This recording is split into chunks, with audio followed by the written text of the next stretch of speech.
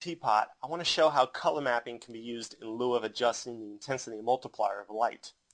So if I render the scene as is, which was the same setup that I originally had, here's what I get.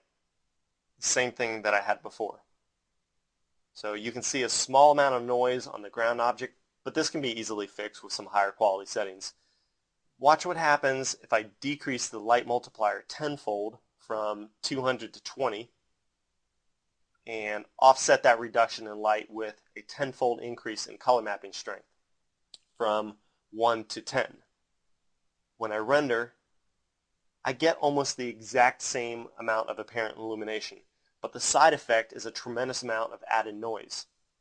And if I go even farther and reduce the light multiplier tenfold again, and offset this with another tenfold increase in the color mapping, when I render, you can see that the noise gets even worse.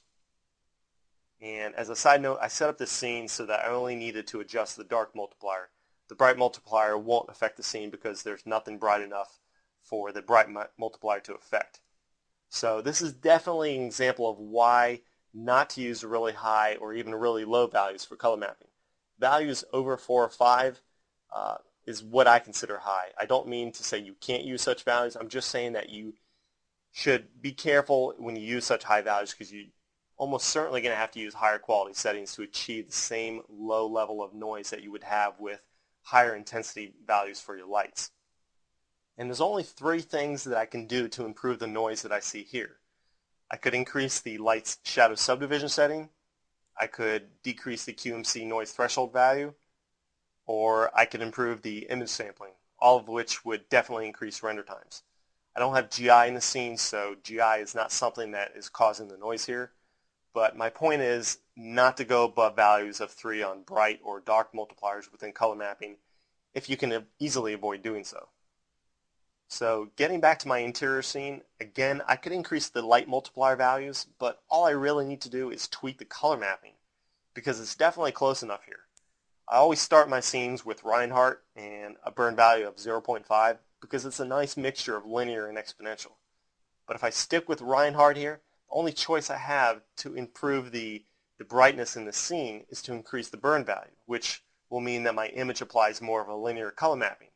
And if I do that, I'm sure to see some burned out areas. If the change was very minor, if I only needed to have a little more brightness in my scene, I could probably get away with using Reinhardt and just adjusting the burn value. But it's probably a little bit too much of a change to make from the brightness that I see here to what I want. Too much of a change to make by just adjusting the burn value alone. So once I switch to exponential and set the bright and dark multipliers back to 1.0, their default values, I know my scene is going to render with a little more darker look than it previously did when I used less exponential color mapping. What I want to try here is a bright and dark multiplier value of 2.0. Basically double the apparent illumination of my scene. And I say apparent because I'm not really changing the illumination. I'm just changing essentially the exposure of my image, just like exposure control with the VRay camera. So with this change, my image goes from this to this. And I think the last thing that I need to do to set up the natural lighting for the scene is to add fill lights to the master suite and the dining room. I don't think I need to do anything else to the living room, so I'm going to leave it as is.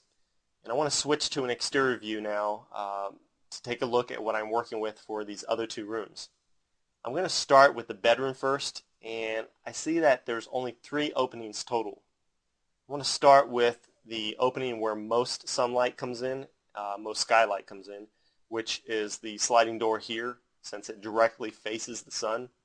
So I'll unhide the light for this door and turn the light on.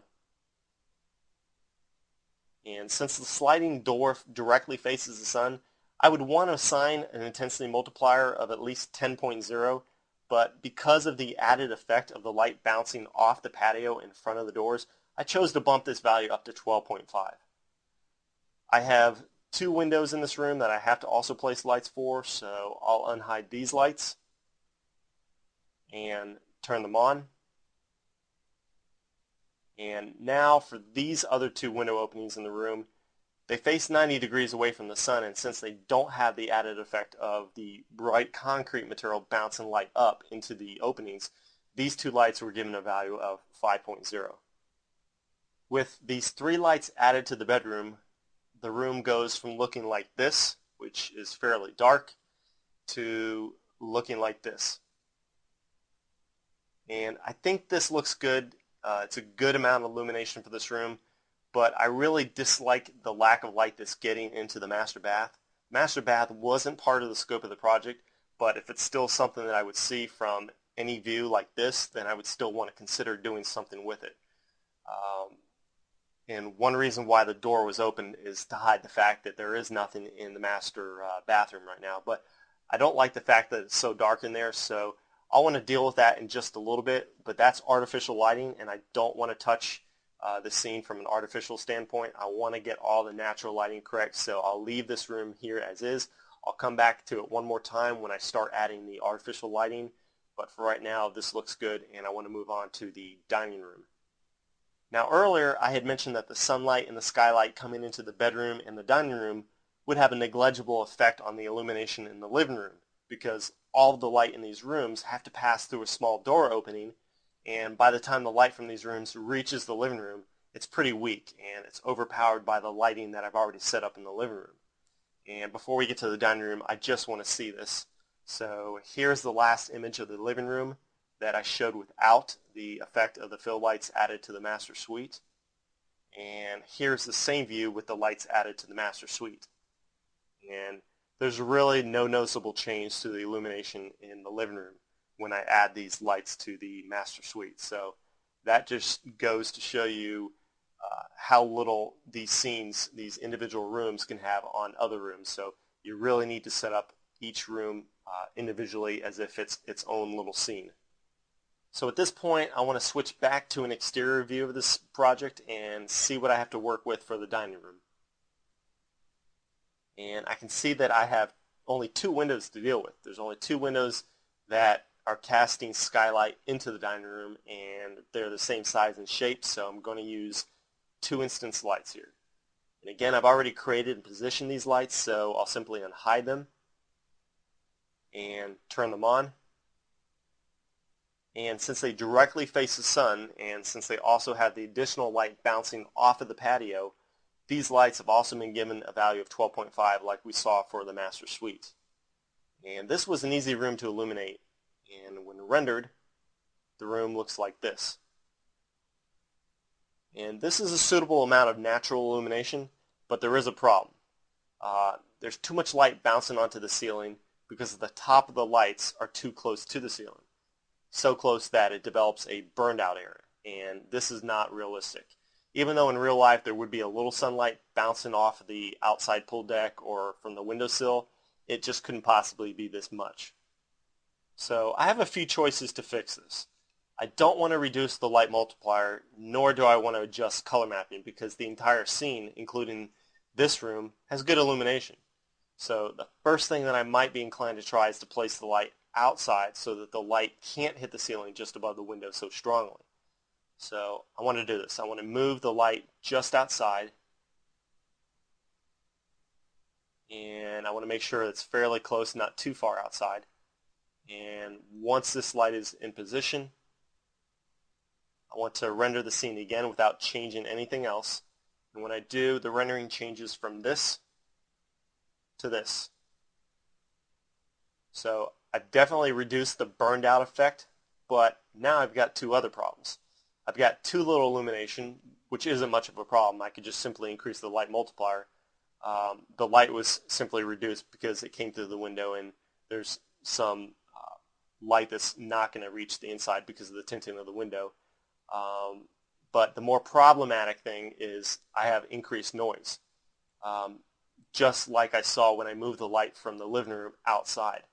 The problem with this noise is I have to increase the quality of my settings so much to fix it that I'm going to add a lot of render time.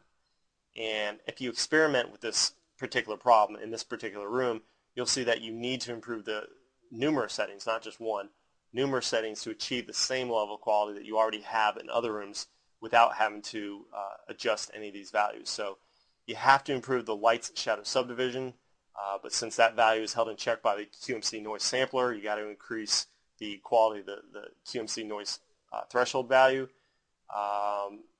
Improving both of these won't do any good unless you improve the GI, which won't also do you any good unless you improve the image sampling. So it's kind of a catch-22. You really have to modify more than just one setting to reduce this noise, and the more you adjust these settings, the more you're going to increase your render time. So again, if at all cost you can avoid putting the light outside, I would recommend doing that. So I don't want to put the light outside. I want to move it back inside and see if I can fix it some other way. And I want to try a couple other things to keep this light from burning out the area on the ceiling that I saw. And I can reduce the height of the light so that it's not so close to the ceiling. So I'll reduce it just a little bit. I can drop it down just a little bit. So I'll drop it down maybe a foot or a little bit more, but that's only going to help so much.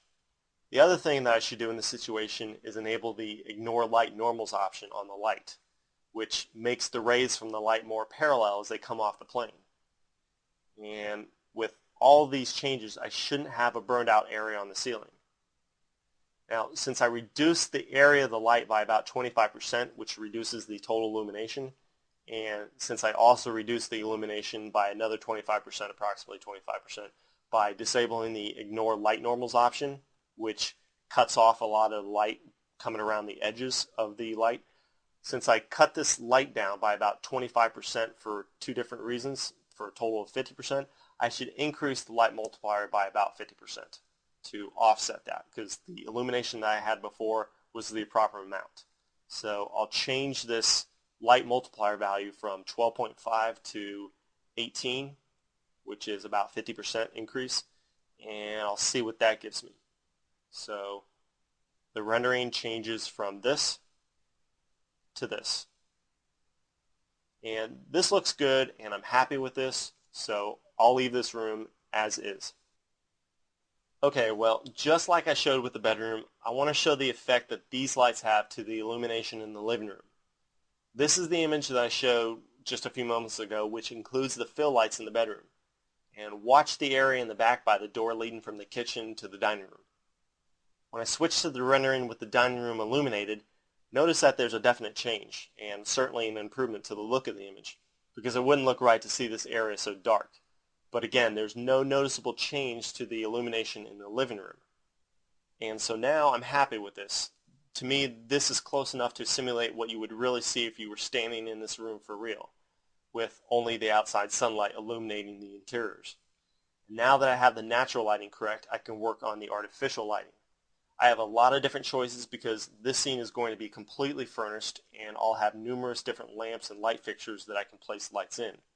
But I don't typically like to have lights turned on for an interior scene when the scene is so clearly illuminated with so much sunlight. So I would naturally make the decision at this point to avoid illuminating any of these rooms anymore. If this were anything but a midday sun scene, or if there were fewer window and door openings than what I have, then I would probably add some lights to different light fixtures. But as is, I don't want to do that with any of these rooms. But I do think there's plenty of opportunity to add some illumination to the kitchen. So having made the decision to add light in this area, I just have to determine what fixtures I have available. When I'm at this point in a typical project, I usually don't have all the furniture completed, as I mentioned earlier. Sometimes I don't even have a furniture plan at all from the client. And I found that the furniture plan, for me anyway, is the last piece of information that the client provides, because it's the last part of a project that the client cares about and is least concerned about, at least until it's time to actually furnish a model. I didn't have a furniture plan for this project when the lighting was set up, but I knew that there would be hanging lamps somewhere over the bar area, as can be seen in this panorama image. But even knowing that, even having these light fixtures to work with, I would make the decision at this point to not use these light sources. I would always prefer to first use the ceiling fixtures that I have for two reasons. First, being up high and farther back into the areas that need the illumination, I know that these light fixtures will illuminate the kitchen far better than the hanging fixtures, the hanging lamps here. Second, I also see that the lights in the ceiling are going to be more permanent, and they're far less likely to change than the lamps or the hanging lights. So even if there are changes to the scene, even if the client wants changes to the furniture and wants to change the lights, I don't have to worry about that because these ceiling fixtures are very unlikely to change.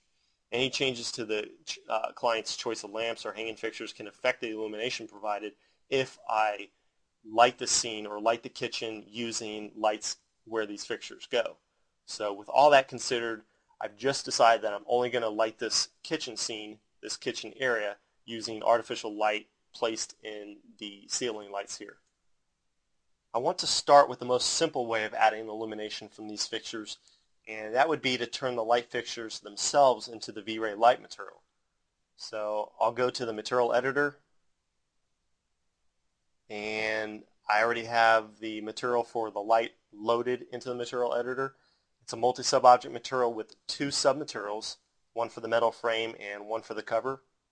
And within the material assigned to the cover, all I need to do is change the material type from the VRay material to the VRay light material. And I want to start with an intensity multiplier of 1.0 and see what effect that has on my scene. So here's what the kitchen area looks like before the VRay light material is used, and here's what it looks like after it's used. There's a few changes to the specular highlights on the sliding door that is in the living room, and I see a tiny change to the actual light fixture itself, but there's no discernible change to the illumination in the kitchen. And that's not a big surprise to me because the size of the light cover is so small. The size of the surface area emanating light is so small. So I'm going to try increasing the intensity multiplier quite a bit to 100. So here's what the scene looks like with a value of 1.0. And when I change it to a value of 100, I see a small amount of change in a few areas, but nothing that looks at all significant or decent.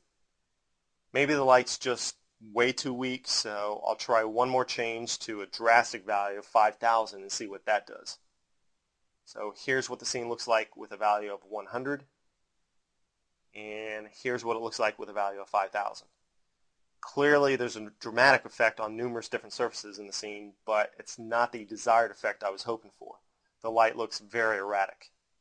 One thing you may be wondering at this point is if the poor illumination coming from the VRay light material is because of the low quality render settings that I'm currently using. And to see if these low settings are really the cause of the poor lighting, I want to do a test with some better settings. But before I do, I want to get a better view of the area, so I'll switch to a camera position just outside the kitchen looking up at the light fixtures. So here's the new view, and to see if the render settings are really the cause of the poor lighting, I'll make a few changes.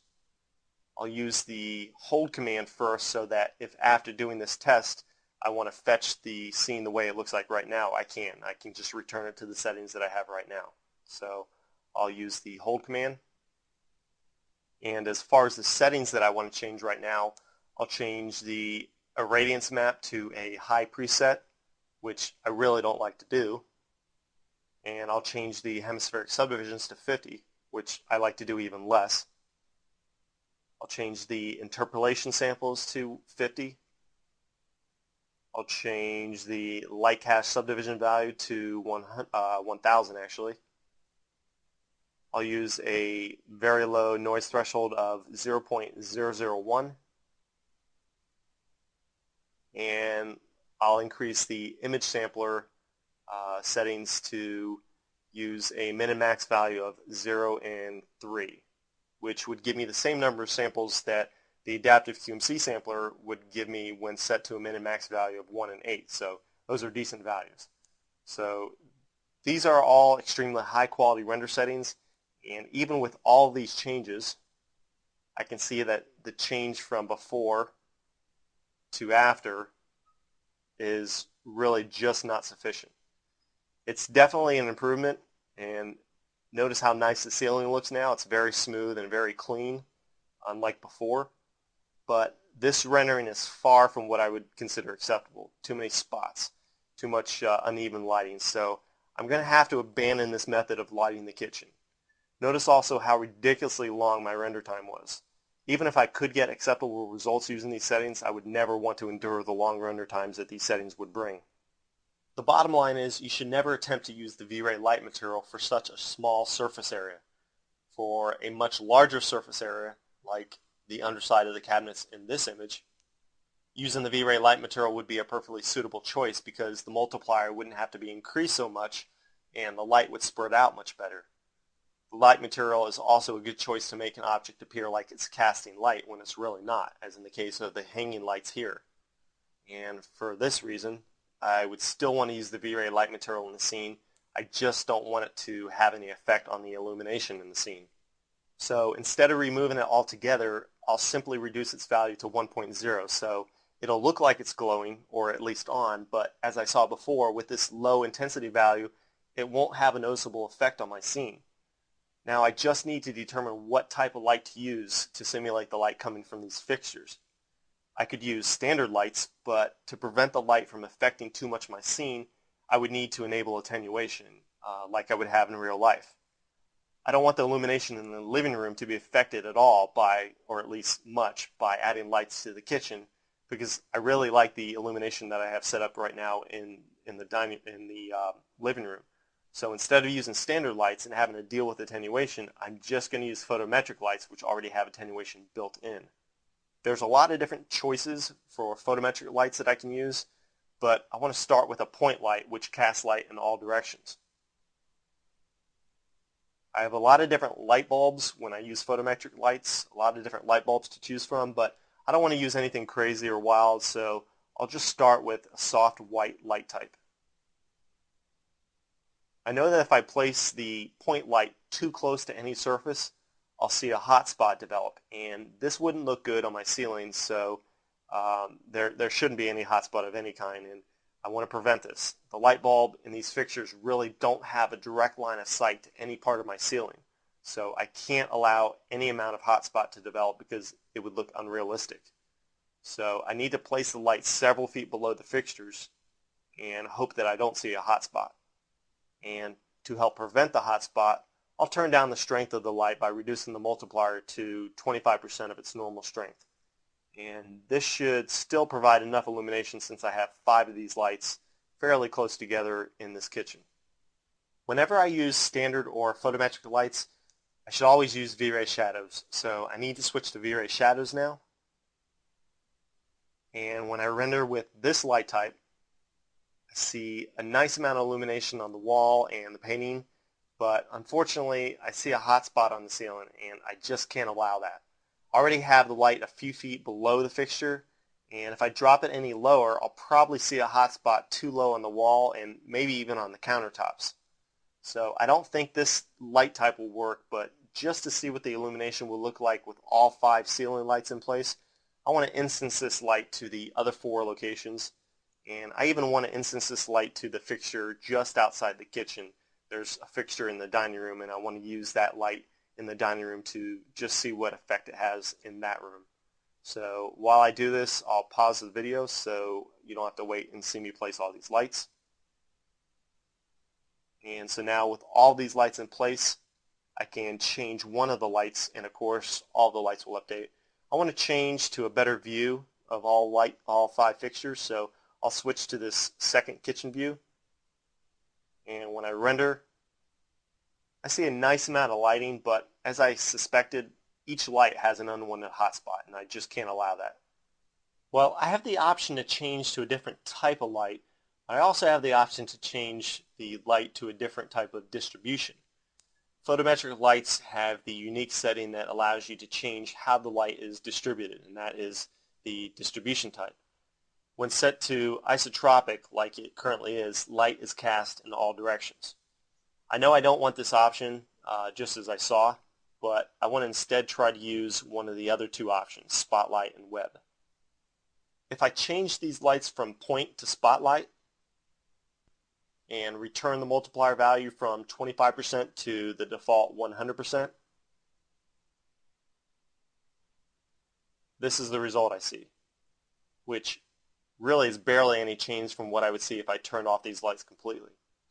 The reason they aren't affecting the illumination in the kitchen is because of their hotspot and fall off. By default, the hotspot is set to 30 degrees and the fall off is set to 60 degrees, which means that anything outside 60 degrees won't even receive any illumination.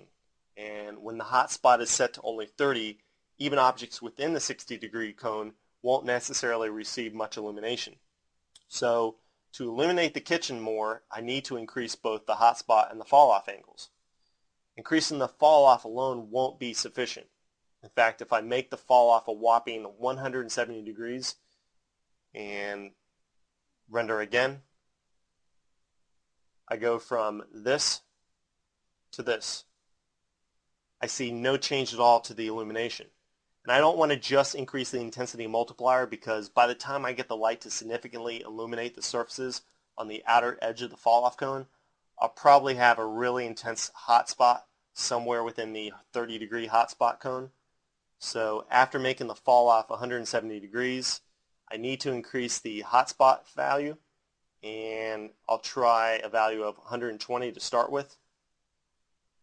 And with this new hotspot value, my rendering changes from this to this, which is a significant improvement in the illumination. But the edge of the light's cone is too sharp and shows too much of a drastic change. Enabling the area shadows option won't help because the edge of the cone is not created by the shadows but by the cone of the illumination. I could try to push the light up so that it's actually above the bottom of the frame and just below the light cover itself, and that would allow the frame to cast a shadow, which would allow me to use area shadows so that I get a softer edge. But I think all I need to do is reduce the hotspot just a little bit, reduce the hotspot angle. So I'll reduce it to an angle of 100 degrees and see what that does. And with this new angle, the rendering changes from this to this. Now, one last change I want to make. To me, it's still a little too dark, so I'll double the illumination by increasing the multiplier to 100%.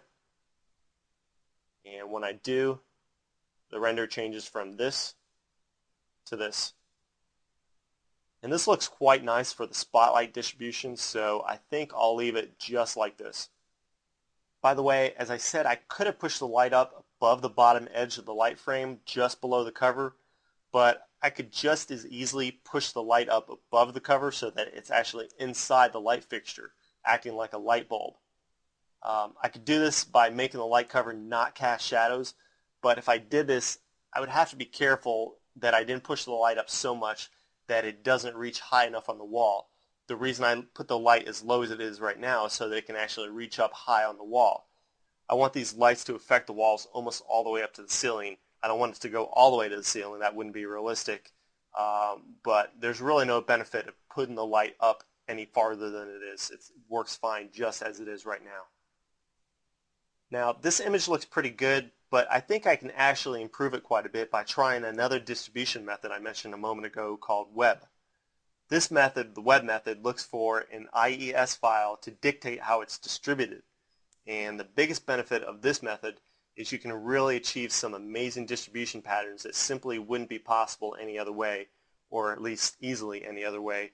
And these patterns can really add a nice touch of realism to the illumination in the scene. And there's several places on the internet where you can go and download these file types, one of which is www.erco.com or airco.com. To download an IES file, all I need to do is select my language, choose Products, select the indoor lighting, find the light type that I want, select specification sheets and planning data, and click on the exact type I want to use. When I do, I'm taken to a document with specifications for that particular type of light, and on the left-hand side of the window, I can not only download the IES file that I want to use, I can download a 3D model of that exact light type, and it comes with the frame and all the components of that light. One IES file type that I like in particular for these types of fixtures is one labeled 1589835-nice. It's one that's been passed around numerous different 3D forums. When I make the simple change of loading this file into the light, the rendering changes from this to this. And it's a drastic improvement in my opinion, and it's a look that really can't be achieved very easily with any other light type. And with this, I think I'm finished with the artificial lighting for the scene, but I want to do one more test render of each room before I switch to production render settings and before I start inserting furniture. At this point, when I render the living room, this is what I get. A fairly nice lighting setup. I want to change one last thing before calling this lighting setup complete, and that is to blur the reflections on the floor slightly. They're too strong as is, they look too much like glass, and I would have made this reflection more blurry sooner, but doing so earlier would have only increased render time. So I'll do it now, and all I need to do is drop the glossiness value down to 0.9, just enough to see good reflections, but not so much that the floor looks like it has a glass-like appearance. So when I make this change, the rendering changes from this to this. And for the dining room, with that single light that I added, which is just behind and to the right of the camera, with that extra light added, this is my final test render. And finally, the master suite with the additional light in the hallway that I mentioned earlier. So I'm finished with the lighting in this scene, and it's time to render in production mode.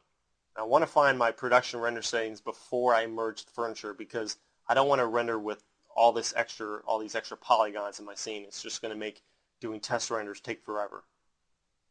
I'll start with the living room and do all my testing here. Chances are whatever works for this room is also going to work fine for the other 2 rooms. Unlike Module 9, where I demonstrated several different production settings and all the things that you should consider, I'm going to jump straight to my typical production settings for the irradiance map and the light cache, and maybe adjust 1 or 2 things that might have a significant impact on time and quality. Within the render scene dialog box, the first thing I want to change is image sampling. And even though I would love to be able to take advantage of the adaptive subdivision sampler and render all of the large, smoothly shaded surfaces very quickly, like the walls and the roof, I know that I shouldn't use it here in this scene, because not only will I lose a lot of detail in areas like the crown molding, it doesn't handle glossy reflections very well, and since the entire floor will have glossy reflections as well as many of the different furniture pieces, I definitely don't want to use it here in this scene.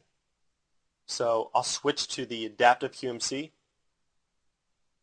increase the min and max rate to 2 and 5, change the irradiance map preset to medium, go into the light cache rollout and change subdivisions to 1000, and I'll leave it at that and see what this does for me. The area that I'm probably going to have to focus on and get most of these settings to improve best is the second floor ceiling, where light isn't as strong as it is in other parts of the scene. This is my weak link, so to speak, and if I can remove the noise here, I won't have to worry about noise anywhere else. So I could just do a test render here of this area, but since I also need to worry about the detail of my entire image, especially in the crown molding area, I'm going to render just the entire scene. When I render with these settings, my render goes from this to this. And this is a great improvement. Fairly nice quality, a lot more detail brought out, especially in the windows. Plenty of detail pretty much everywhere. There's definitely still some noise on the second floor ceiling, and as long as my GI settings are decent, I can be confident that the ceiling, which is the area that needs the most improvement, can be improved with image sampling. So I'll switch to the image sampler rollout and change the color threshold to 0.005 and try again.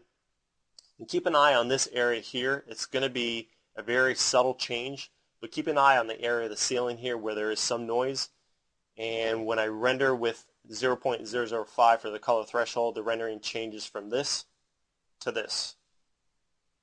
and I think that is sufficient, and it didn't improve the area in the crown molding at all, but it did remove the noise in the ceiling, and I think that was a valuable change to make, so I'm going to leave it there. I still know it's possible to bring out the detail in all areas of the image, especially the crown molding, which is where I would most like to bring it out right now. It's still possible to bring out this detail, but I'm thinking I'm going to have to use too high a quality settings to do it.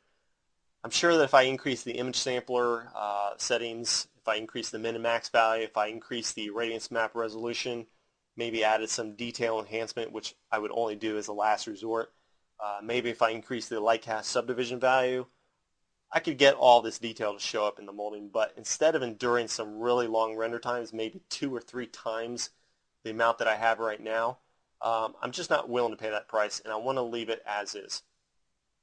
There's 2 more quick changes I want to make to the scene before I call it complete. First, I want to shave a little rendering time off, hopefully without sacrificing any quality, by enabling the Use Light Cache for Glossy Rays option. Since I have a large object casting glossy reflections, i.e. the floor, I should definitely be able to reduce the render times a little bit. So once I enable this option, I'll render again. And when I do, the rendering changes from this to this.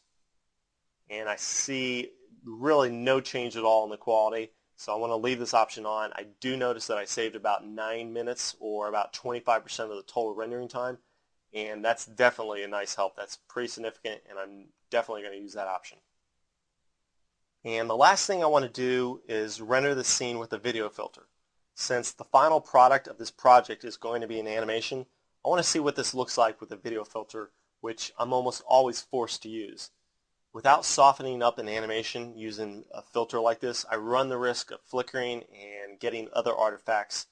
But just like most blurry effects in Max and VRay, the more blurred an effect is, the longer the render time. And when I render with a video filter, I should see a significant increase in render time.